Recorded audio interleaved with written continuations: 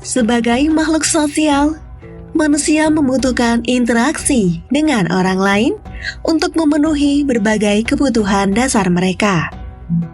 Kebutuhan tersebut tidak hanya terbatas pada kebutuhan fisik, seperti makan, minum, dan tempat tinggal, tetapi juga kebutuhan psikologis seperti cinta, kasih sayang, dan pengakuan sosial.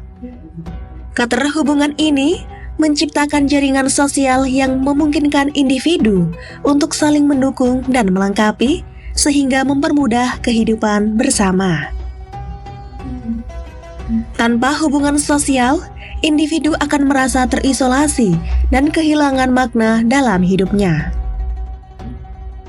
Interaksi sosial juga berfungsi sebagai sarana bagi manusia untuk belajar dan berkembang. Tidak hanya itu, sebagai makhluk sosial, manusia juga memiliki kewajiban untuk berkontribusi pada kebaikan bersama. Kehidupan sosial yang sehat dan harmonis bergantung pada kerjasama, toleransi, dan rasa saling menghormati. Setiap individu memiliki peran dan tanggung jawab untuk menjaga keseimbangan dan keteraturan dalam masyarakat. Konflik dan perbedaan pendapat adalah hal yang tidak dapat dihindari.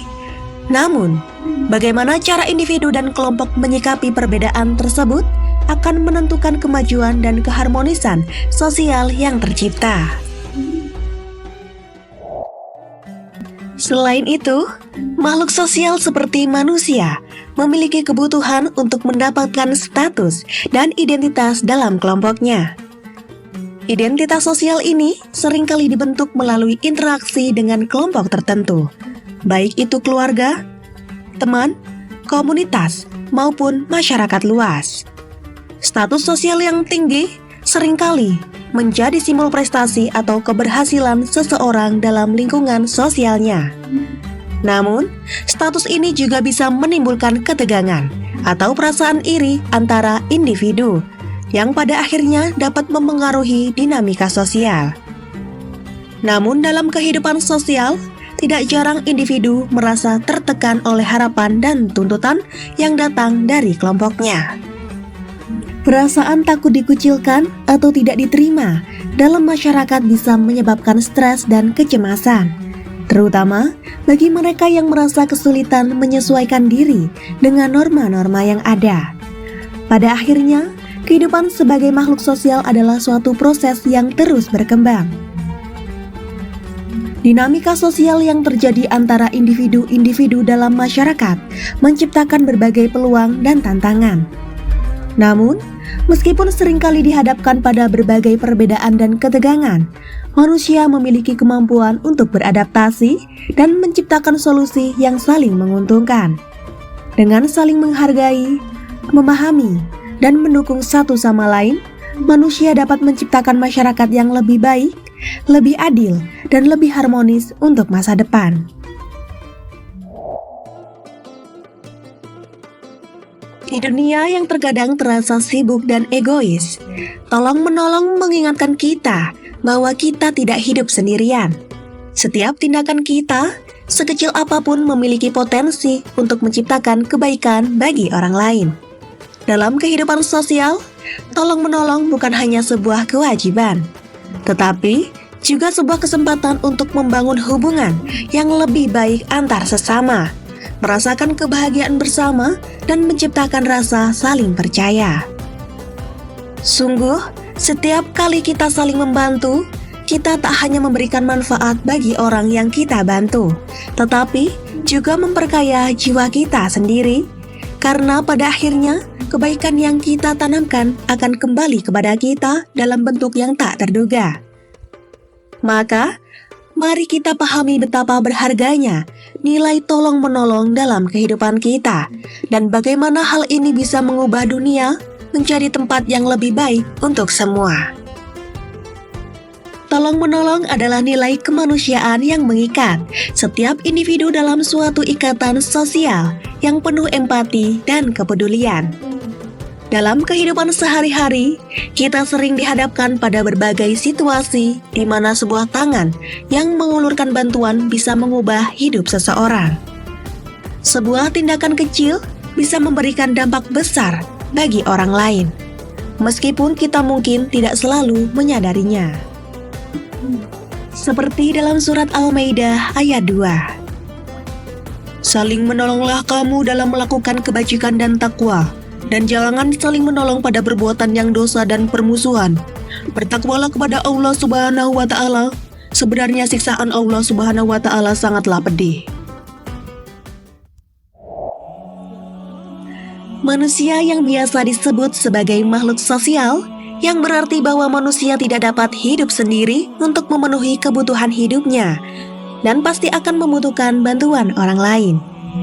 Oleh karena itulah, tercipta peran sikap saling tolong-menolong yang diperlukan untuk dapat membantu meringankan kesulitan beban manusia, satu dengan yang lainnya. Maka, sungguh tepat apa yang dipaparkan oleh Al-Quran, bahwa manusia tidak akan pernah rugi selama mereka masih mau menegakkan nilai-nilai saling menolong, di samping juga beriman, beramal salih, dan bertakwa kepada Allah Subhanahu wa Ta'ala. Sebagai makhluk sosial, tidak mungkin manusia dapat bertahan hidup sendirian tanpa bantuan pihak lain.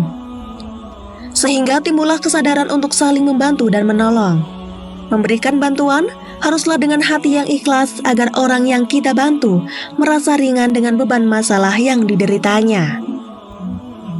Kebaikan yang telah diberikan oleh orang lain hendaknya kita balas dengan kebaikan juga. Jangan sampai keburukan yang kita balaskan.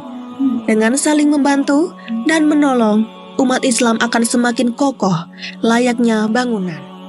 Sebagaimana hadis dari Abu Musa radhiyallahu anhu, Nabi Muhammad SAW bersabda, seorang mukmin dengan mukmin yang lain bagai sebuah bangunan yang sebagiannya mengkokohkan sebagian yang lain.